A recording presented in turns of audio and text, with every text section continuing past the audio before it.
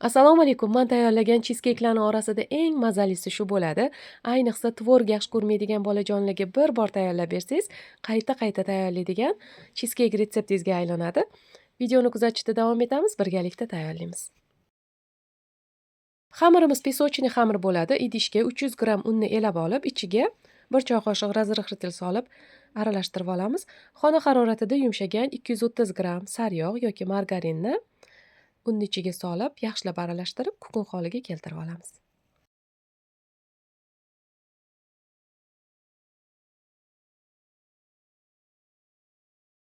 Xamirimiz shunaqa ko'rinishda bo'ladi. Endi ichiga yarim piyola shakar soldim.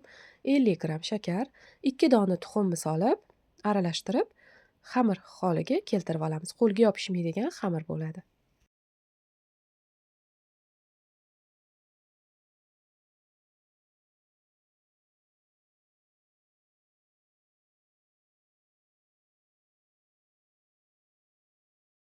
Xamirimiz xuddi shunaqa qo'lga yopishmaydigan xamir bo'ladi.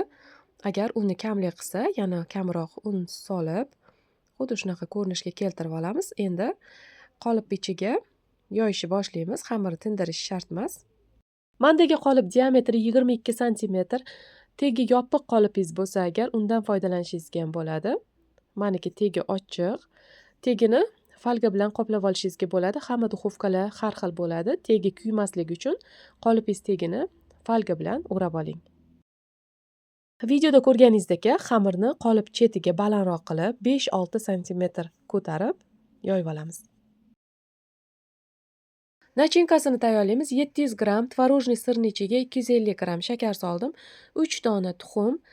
Nachinkamiz yana ham mazaliroq bo'lishi uchun 50 gramm kokos qirindisidan ham sovuramiz.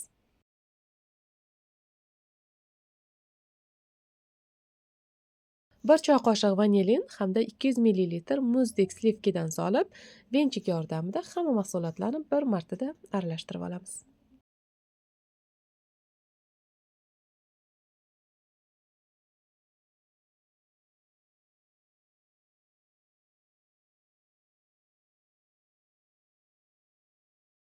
Nachinkamiz tayyor. Bu orada gaz duxovkamizni yoqib qizdirib qo'yamiz. Nachinkani xamir ichiga solib pishirishga yuboramiz. Pishirish jarayoniga ham ahamiyat bering. 130 gradusda 1 soat davomida pishiriladi.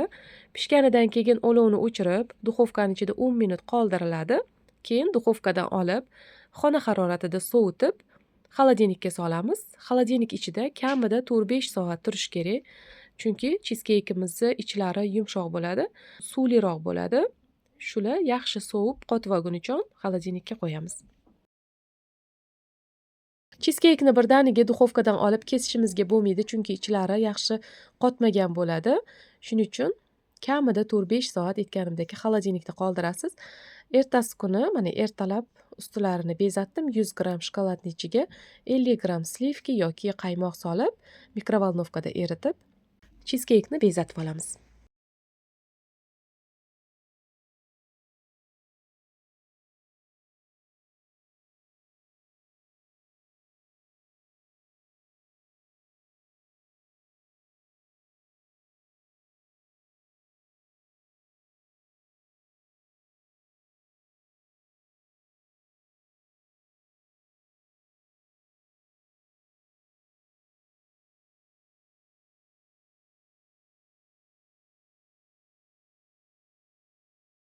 Ustilarini o'zingiz xohishingizga qarab bezatib olishingizga bo'ladi. Ichiga kokos qirindisi qo'shganim uchun ustilarini Rafaello bilan bezatib oldim.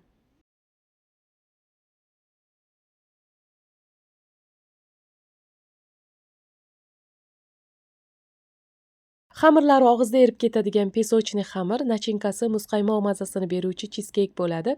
Albatta shu retseptim asosida tayyorlab ko'ring. Oila a'zolaringizga yoqishiga ishonaman. Zakazlarga tayyorlashingizga ham bo'ladi. Kusoklarga bo'lib, konteynerlarga solib, zakazlar olishingizga ham bo'ladi. Sizni uyaltirib qo'ymaydigan retseptlarimdan biri. Bugungi videoim sizga yoqqan bo'lsa, like bosib, izohlaringiz kommentariyada yozib qoldiring. Videoni yaqinlaringiz bilan bo'lishni ham unutmang. Siz uchun eng ishonchli, eng original videolarni joylab boraman.